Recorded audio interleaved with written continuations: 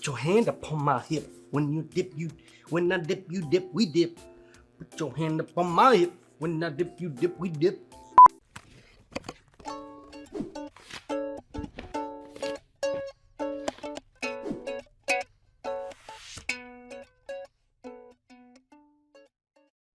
All right, today we're taking a look at a brand called Dip. And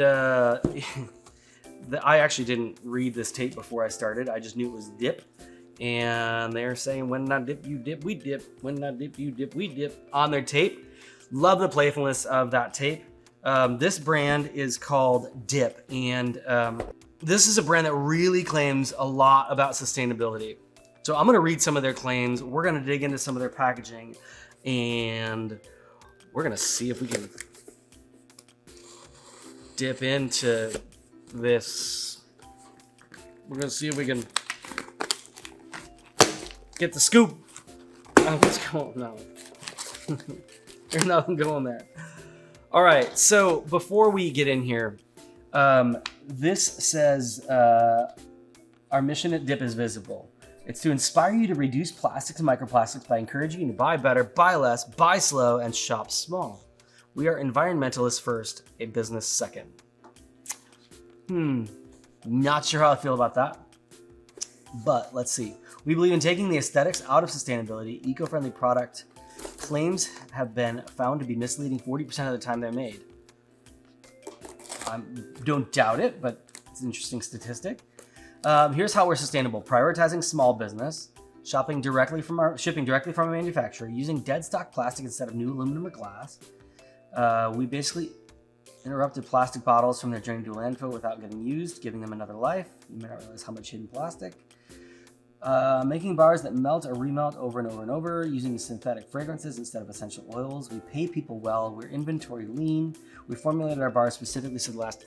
So there's not a lot in here about packaging. They say they're using packaging on the road, but let's talk about it. Their box is nice and small. They're using really, so far, all paper-based components that can be curbside recycled together, so far. Ooh, smells pretty. Thank you for your order, dipalready.com. Dip, oh, they got a patch in here. They're claiming this patch kind of makes you're making a statement about sustainability, and talking, which rightfully bringing to light all of the issues in the garment industry around sustainability, and you know, the donation of clothes. So they're saying buy better, buy less. Okay. Let's see here. We've got wrapped in paper a Dip tin. I think it's literally just a metal tin. We've got here a coconut and almond shampoo bar, wrapped in tissue in a, just a coated paperboard box. Yeah, I think they're doing a lot of the right things. They're really pushing from liquids to concentrates. Like, that's a big move, but then from concentrates into bars and stuff like that, it can definitely have some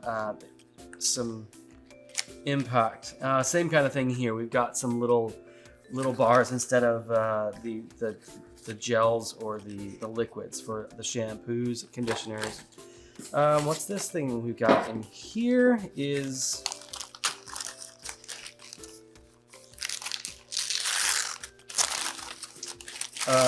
this is a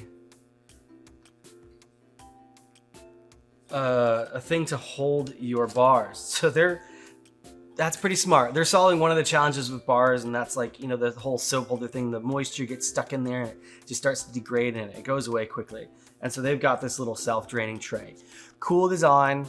And I love that they're solving that challenge that you have with bars in a pretty elegant way. Yeah, I don't really have too much to critique about this packaging. They're definitely making a lot of big sustainability claims that, there's not really any references here to the data points, but they are using all, curbside recyclable paper-based components. They've incorporated a patch here, which I don't know how that really builds sustainability, but they claim it does. They've got some nice looking packaging. It's nice and simplistic. They've got some holes in here to allow the scent out, is likely why those are there. Maybe there's another application. And then they've got this little tin to travel with. They've done a really nice job with the packaging overall, aesthetically. Kept it pretty minimal, simplistic. I do like that they've built a very right-sized box. There's not a lot of excess space in here. Yeah, I think overall they did a really good job. I just like to evaluate brands like this that say, hey, they make big sustainability claims and they are really trying to differentiate themselves, but not all of them do it. This brand, yeah, this brand's done a good job. I think it's on par with a number of the other sustainable kind of shampoos and conditioners and some of those that are online. But it looks like they've done a lot of really intentional moves, and yeah, they've done a good job. So thanks for watching this episode of Unpacked. I'm gonna go clean up, and hopefully next time you watch a video, I'll be cleaner. No promises. Thanks for watching.